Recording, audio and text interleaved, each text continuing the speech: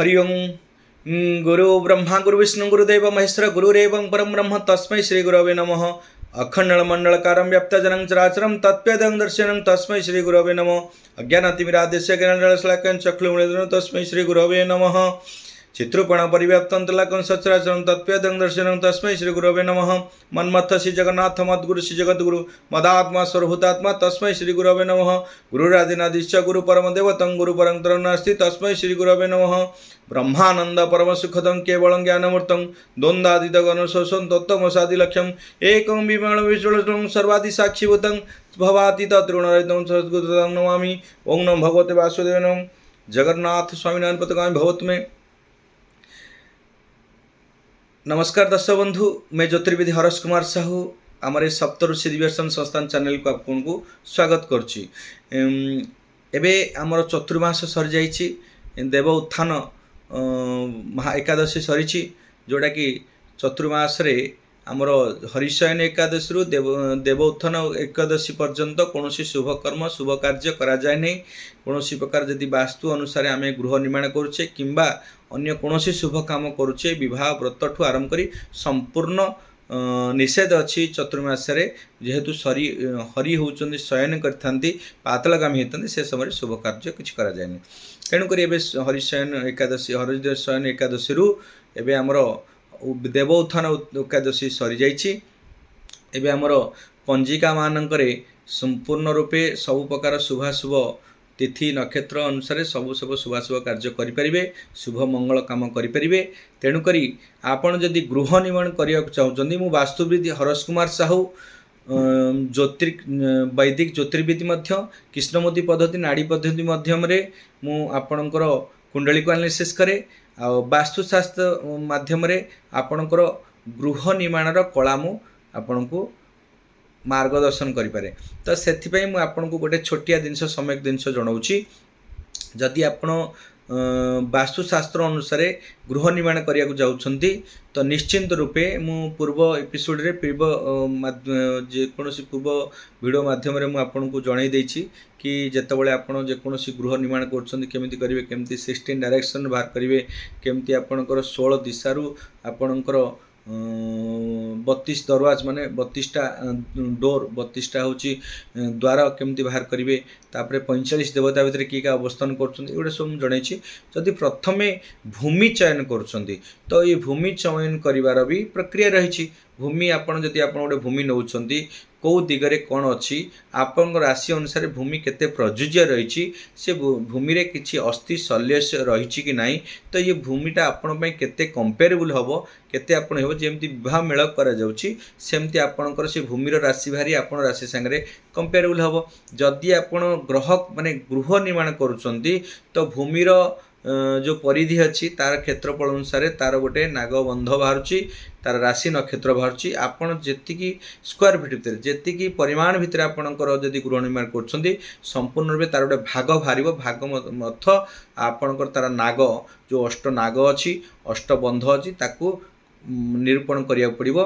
अष्ट नाग माने जेमती आपणकर अनंत बासुकी तक्षक कर्कटक शंख कोलिक पद्म महापद्म से जेमती रही सेमती आपणकर बंध भी रही।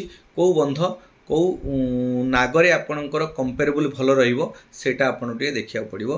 देखि आपणकर राशि संगे कंपेरेबल करी बाहर करी आपन करिवे। जो ये रही तार बंध आमे माने स्क्वायर फुट नौची ये कौ बंधेर रही कौ बंधेर रही कौ नागर रही सेटा आमे निरूपण करिवु। से नागटा कि से बंधटा आपण केते जोर प्रजुज्य आपण राशि कि आपण व्यक्ति ये जो व्यक्ति केते प्रजुज्य सेटा जणेला पर आपण करिवे। हाँ, प्रत्येक मासरे प्रत्येक वास्तुवाला भी जो पुराणा तत्व अनुसार शास्त्र अनुसार वास्तुशास्त्र करुछंती नागर जो मुंड नागर जो मस्तकटा कि वास्तु पुरुषंकर मस्तकटा कौ दिगरे रहउची कौ समय कौ दिगरे रहउची कौ मासरे कौ दिगरे रहउची से हिसाब रे तार अनाक्रांत जो हृदय स्थान रे आपण वास्तु खनन करी वास्तु पत्थर को कि वास्तु देवता को स्थापन करछंती। तो सेटा हूँ मुख्य रही से घर जदि नांज उपर कि मुंड उपर जदि वास्तु पूजन करी पत्थर को आप दौरान वास्तु देवता को आज से स्थापना कर तो आपण से घर में बहुत किसी अशुभ संकेत आसीपे से भी निरूपण करने निहायती दरकार। केते भागरे केते भागरू आपणकर अनाक्रांत जगह पड़ो सेठी आपण करवा दरकार सेटा होची वास्तुर टिप्स रहउची वास्तुर तत्व अनुसार कि वास्तुविद मानकू आकु उपचार रे एटा करंतु तार मार्गदर्शन करंतु निश्चित रूपे आपणकर से घरे सुख शांति पाइबे संपूर्ण प्रकार वास्तु दोष निवारण होई आपणकर घरटा निश्चित शुभाशुभ रूपे अति शीघ्र यथाशीघ्र आपणकर कार्य संपन्न हबो। एटा तो गला होची गोटे फास्ट बेसिक जिनस अच्छी मूल तत्व अच्छी जोटा कि आपको वास्तु अनुसार घर कर मूल तत्व को टिके निरूपण करेंगे मूल तत्वर मार्गदर्शन अनुसार करेंगे कौन वास्तु विशारद निर्देश अनुसार करेंगे तो आपंपाई उत्तम रही से घरे आप सुख समृद्धि पाइबे निश्चित रूपे भलरे घरटा हम कौन प्रकार द्वंद्व प्रतिद्वंद्व भितर आप पड़े ना ये हूँ गोटे कारण थिला।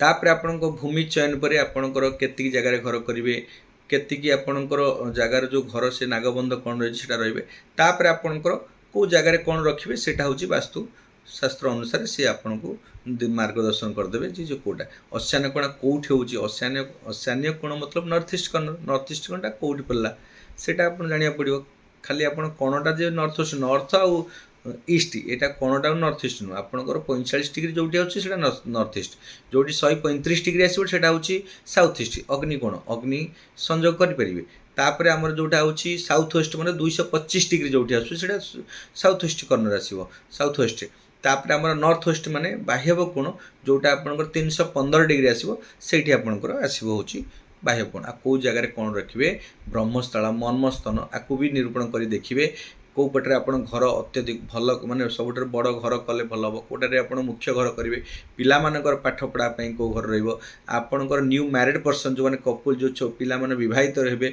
दाम्पत्य जीवन कौ घरटा भल रो मैंने सोशल रिलेशनशिप अच्छा पॉलिटिकल लाइन अच्छे कौटा भल रो मैंने बेपारी माने जो मैंने व्यवसायी लोक अच्छा कौ घरटा गृहटी भल तो ये संपूर्ण रूपे निरूपण कर घरटा करेंगे निश्चिंत रूपे से घरे शुभफल पाइबे शुभ माने आपण जहाँ जहाँ माने सफल रूपायन करने कि आप घर वास्तु अनुसार यदि घर कर निश्चिंत रूपे से घरे आप सुख समृद्धि आप आर्थिक स्थिति आरंभ कर मानसिक चिंता आरंभ कर सबू क्षेत्र में आप उन्नति कर आपणकर गोटे संसार समाज रे गोटे प्रतिष्ठित व्यक्ति हो परिगणित हेबे निश्चिंत रूपे आपणकर सुख समृद्धि पाइबे। धन्यवाद। आज ये जहाँ थिला मु वास्तुर प्रथम सोपानटा मु आपको बतई तापर मु प्रत्येक दिन वास्तु उपरे किसी ना किसी टिप्स देवी वास्तु उपरे किसी मार्गदर्शन देवी आप प्रत्येक दिन आम चैनल को देखुवे शुणुवे सब्सक्राइब करेंगे मु आमर यहाँ हूँ सप्तऋषि दिव्य दर्शन संस्थान यूट्यूब रे आप सर्च करेंगे तादर सब्सक्राइब ऑप्शन अच्छी सब्सक्राइब ऑप्शन मारंतु आप सबुदिन वास्तुर निश्चित रूपे निःशुल्क आपणकर मार्गदर्शन पाइबे आम ये सप्तऋषि दिव्य दर्शन चैनल माध्यम। धन्यवाद। जय जगन्नाथ। जय मां सरला।